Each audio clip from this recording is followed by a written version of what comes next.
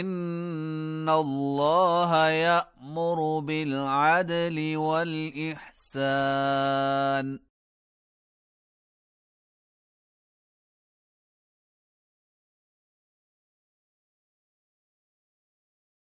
وإيتاء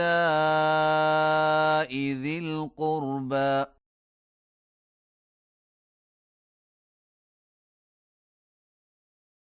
وينهى عن الفحشاء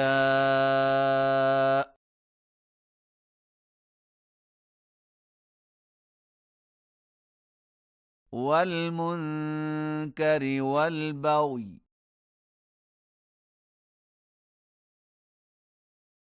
يعظكم لعلكم تذكرون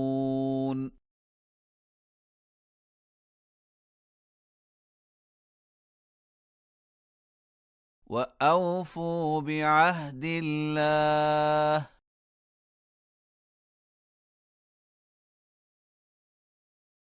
إذا عاهدتم ولا تنقضوا الأيمان بعد توكيدها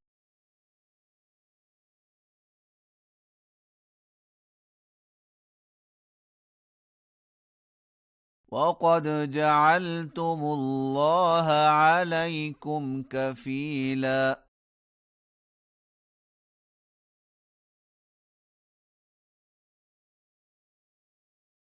إن الله يعلم ما تفعلون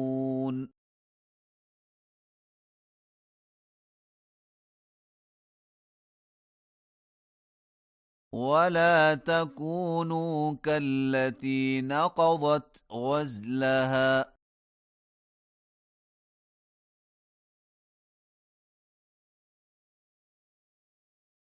من بعد قوة أنكاثا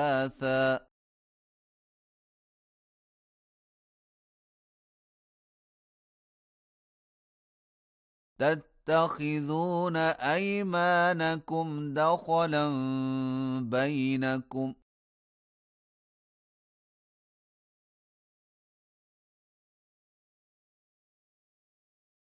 أن تكون أمة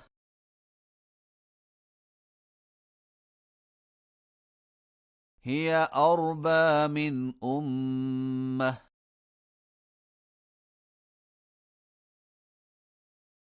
إنما يبلوكم الله به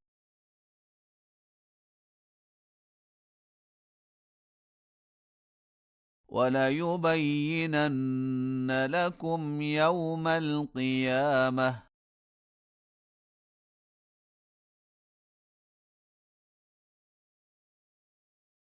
ما كنتم فيه تختلفون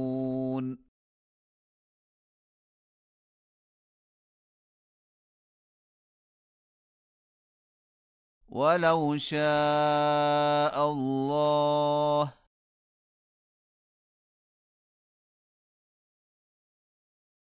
لجعلكم أمة واحدة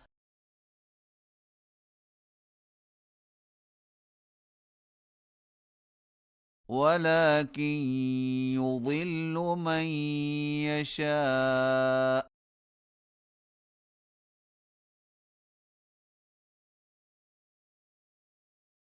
ويهدي من يشاء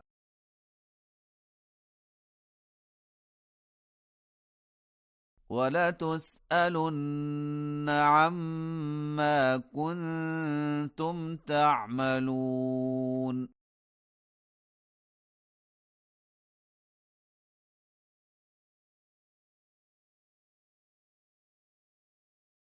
ولا تتخذوا أيمانكم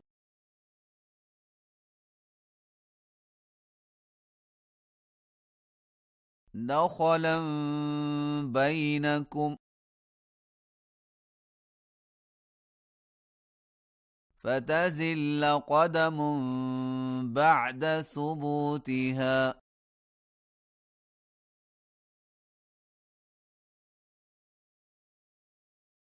وتذوقوا السوء بما صددتم عن سبيل الله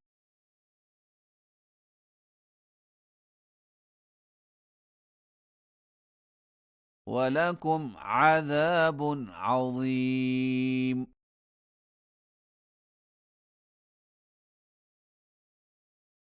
ولا تشتروا بعهد الله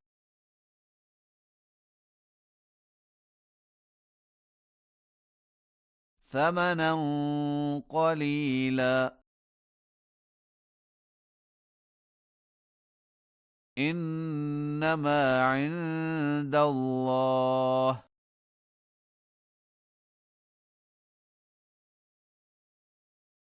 هو خير لكم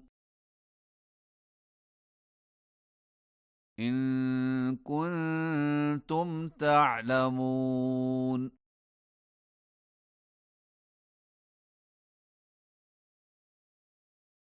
ما عندكم ينفد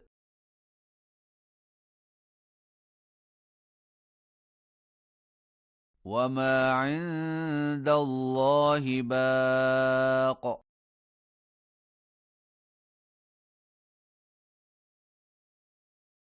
ولنجزين الذين صبروا أجرهم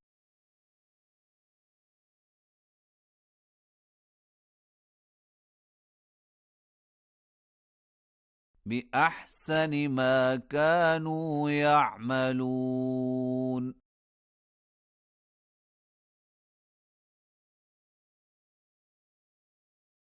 من عمل صالحا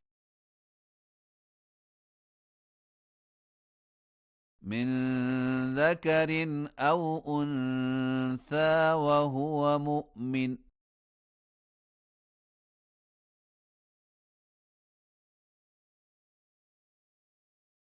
فلنحيينه حياة طيبة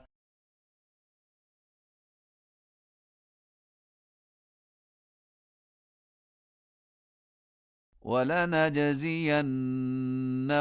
أجرهم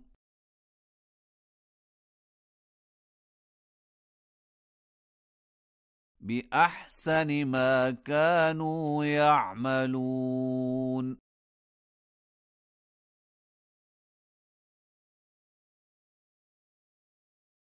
فإذا قرأت القرآن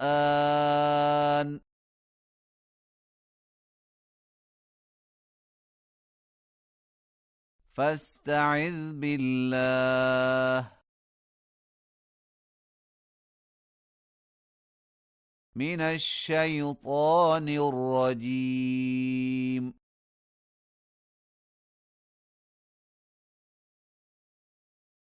إنه ليس له سلطان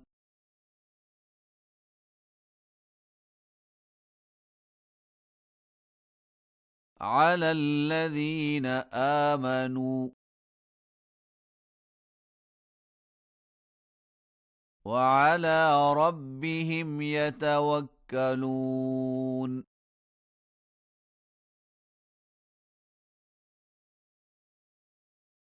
إنما سلطانه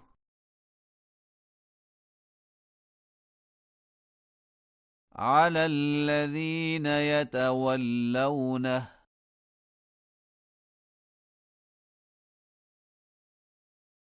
والذين هم به مشركون